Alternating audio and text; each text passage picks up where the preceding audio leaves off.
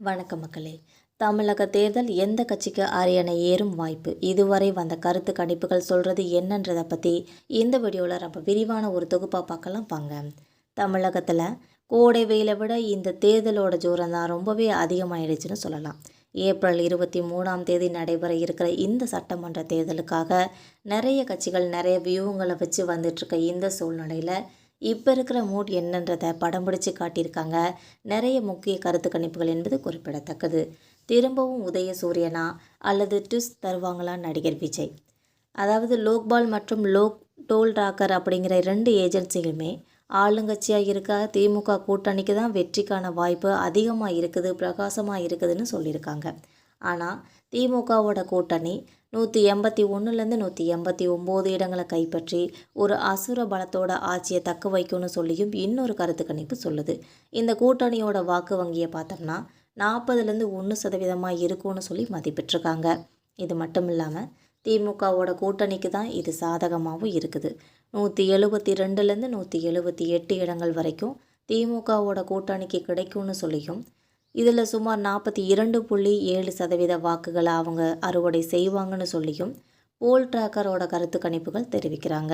முதலமைச்சர் ரேஸில் பார்த்தோம்னா முன்னிலையில் இருக்கிறது மக்களோட விருப்பமான முதலமைச்சர் வேட்பாளராக இப்போ இருக்கிறது முதல்வர் மு.க. ஸ்டாலின் தான் முதலிடத்தில் இருக்கிறாங்கன்னு சொல்லி போல் டிராக்கர் கருத்து கணிப்பில் தெரிவிச்சிருக்காங்க. அவருக்கு அடுத்தபடியாக நடிகர் விஜய் மற்றும் எடப்பாடி பழனிசாமி அவர்கள் இருக்கிறாங்கன்ற தகவலும் கிடைச்சிருக்கு. நடிகர் விஜயோட இந்த என்ட்ரி யாருக்கு பாதிப்புன்னு பார்த்தோம்னா, தமிழக அரசியலில் முதல் முறையாக தேர்தல் களத்தை பார்க்க போகிற நடிகர் விஜயோட இந்த தமிழக வெற்றி கழகம் தன்னோட முதல் ஆட்டத்திலேயே கொஞ்சம் ஒரு கணிசமான வாக்குகளை பிரிக்கும்னு சொல்லி ரொம்ப வெளிப்படையாக தெரியுது. இதில் வாக்கு சதவீதம் பார்த்தோம்னா லோக்பால் கணிப்பின்படி பார்த்தா 23.9% வாக்குகளையும், போல் டிராக்கர் கணிப்போட பார்த்தோம்னா 19.2% வாக்குகளையும் டிவிகே பெற்றிருக்குது என்பது குறிப்பிடத்தக்கது. இதில் 6 முதல் 12 இடங்கள் வரை அந்த கட்சிக்கு கிடைக்கிறதுக்கான வாய்ப்புகள் நிறையவே இருக்குன்னு சொல்லியிருக்காங்க. இளைஞர்கள் மற்றும் முதல் முறை வாக்காளர்கள் அரசு மீது வச்சிருக்கிற அதிருப்தியில் இருக்கிறவங்களோட வாக்குகள் எல்லாத்தையுமே நடிகர் விஜய் அவர்கள் இப்போ ஏற்றுக்கிட்டு இருக்காங்க. ஆனால் தனித்து போட்டுக்கிறதுனால இந்த வாக்குகள் எல்லாமே இடங்களாக மாறுறதுல சிக்கல் ஒரு நீடிச்சிட்ருக்குன்னு சொல்லலாம். இதுலேயும் குறிப்பாக எதிர்கட்சி வாக்குகளை நடிகர் விஜய் பிரிக்கிறது திமுகவுக்கே ஒரு மெகா அட்வான்டேஜாக இப்போ மாறி இருக்குன்னே சொல்லலாம். எதிர்கட்சியான அதிமுக பாஜகவோட கூட்டணி இந்த முறை ஒரு பெரிய சவாலை சந்திக்கிறதுக்கான வாய்ப்புகள் இருக்குன்னு சொல்லி இந்த கருத்து கணிப்புகள் தெரிவிக்கிறாங்க. லோக்பால் கணிப்பின்படி பார்த்தா 38லேருந்து 42 இடங்களும், போல் டிராக்கர் கணிப்பின்படி பார்த்தோம்னா 46லேருந்து 52 இடங்களும் மட்டுமே அதிமுகவோட கூட்டணிக்கு கிடைக்கிறதுக்கான வாய்ப்புகள் இருக்குது.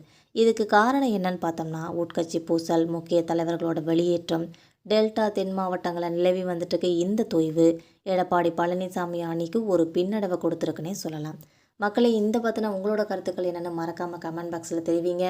நாம் இந்த மாதிரி டெய்லி அரசியல் தகவல்கள் உங்களுக்கு வேணும்னு நினச்சிங்கன்னா மறக்காமல் நம்ம சேனலை சப்ஸ்கிரைப் பண்ணி பெல் ஐக்கனை கிளிக் பண்ணி வச்சுக்கோங்க. அப்போ தான் நம்ம போகிற ரெகுலர் வீடியோக்கள் உடனுக்குடன் நோட்டிஃபிகேஷனாக உங்களை சேரும். தேங்க்யூ.